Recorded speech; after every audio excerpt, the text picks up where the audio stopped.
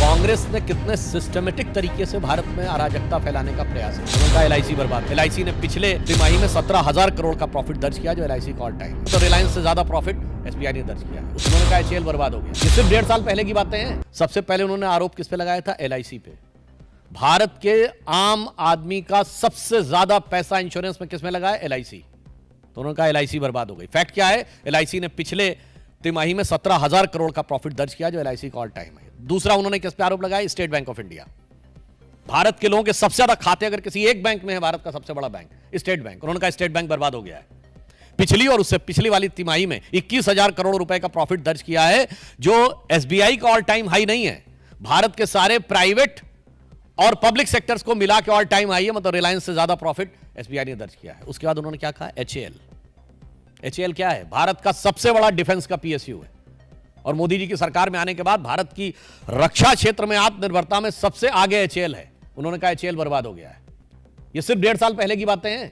2023-24 HAL का revenue 29,000 crore rupees है, जो ऑल टाइम हाई है, और 80,000 करोड़ का उनका पाइपलाइन में है।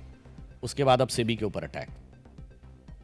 तो हमें यह साफ समझ में आता है कि भारत के हर उस आर्थिक संस्थान के ऊपर आक्रमण है जिसके की द्वारा भारत की आर्थिक शक्ति और आर्थिक संपन्नता उभर कर सामने आती है। और उसके बाद आप याद करिए, चुनाव में क्या वादा किया था कि हर परिवार की एक महिला को 1 लाख रुपए देंगे।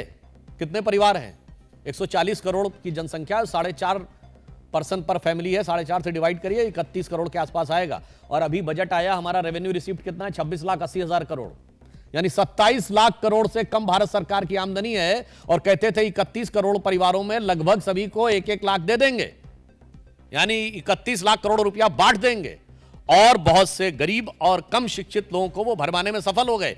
ये साफ बात देख लीजिए कि ये आर्थिक अराजकता फैलाने का लक्ष्य है कि नहीं। और साथ में कौन? मैं कांग्रेस से पुनः ये बात जो कह चुका हूं रिपीट करना चाहता हूं, हमेशा विदेशी कंपनियों के साथ आप क्यों खड़े रहते हैं? आज से 40 साल पहले यूनियन कार्बाइड के साथ 84 में कांग्रेस खड़ी थी, बोफोर्स के साथ 87 में कांग्रेस खड़ी थी, हॉविट्जर के साथ कांग्रेस खड़ी थी, अगस्ता वेस्टलैंड के साथ कांग्रेस खड़ी थी, हिंडनबर्ग के साथ कांग्रेस खड़ी है, बीबीसी के साथ कांग्रेस खड़ी थी। जॉर्ज सोरस का सुर और कांग्रेस का सुर बिल्कुल एक है। वो भी कहता है मोदी को हटाना है हर कीमत पे, और इनका भी कहना है मोदी को हटाना है। और जितने भी आरोपी विदेश में भ्रष्टाचार के आते हैं, वो कांग्रेस के ही प्रथम परिवार से कनेक्टेड क्यों आ जाते हैं? चाहे वो वॉरेन एंडरसन हो, टोबियो कॉट्रोची हो, ग्वाइडो हेस्के हो, क्रिश्चियन मिशेल हो।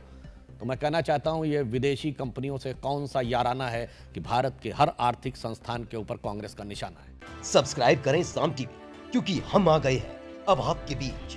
दिखाएंगे सत्ता के वादों और अपराधियों के एक एक कारनामे की हकीकत। और हाँ, अगर आपके पास भी हो कोई ऐसी खबर तो कमेंट करके हमें बताएं, क्योंकि बिना डर और दबाव के हम दिखाते हैं हर एक खबर डंके की चोट पर।